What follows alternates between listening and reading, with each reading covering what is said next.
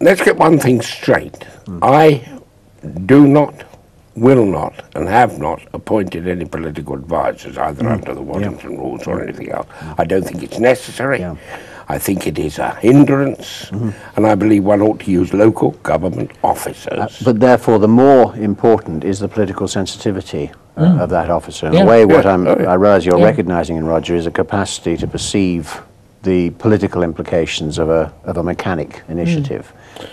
You see, and that's why it's so important to have this very, very regular and intimate and informal contact. You can't pick that up if you just have a series of formal meetings about particular issues. So it's very, very important for me, with all the political parties on the City Council, to have a very, very comprehensive understanding of what's happening within them, where their policies are taking them, particularly with the controlling group, whatever party that is, that understanding their policies, the nuances, the shifts, the way in which the shifts in power are influencing the development of that policy is very important. And that's what I pick up from being able to have this easy relationship with Dick all the time. So I'm constantly recalculating the politics of the situation simply because of my range of contacts with the leader and to an extent some of his contacts. So that when it comes to looking at the practicalities of the formal meetings between us, whether they're specific meetings about particular issues or whether they're the regular meetings to look at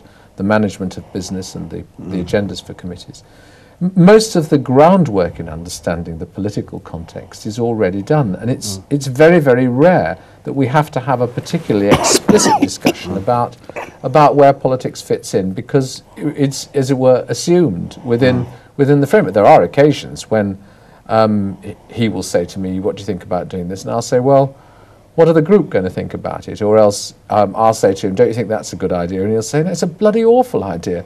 I can never deliver that with the Labour group." And so we can trim it. We trim the direction in that way in these meetings. But very often it's a more technical discussion about how to manage the business, because we've done so much of that work in advance.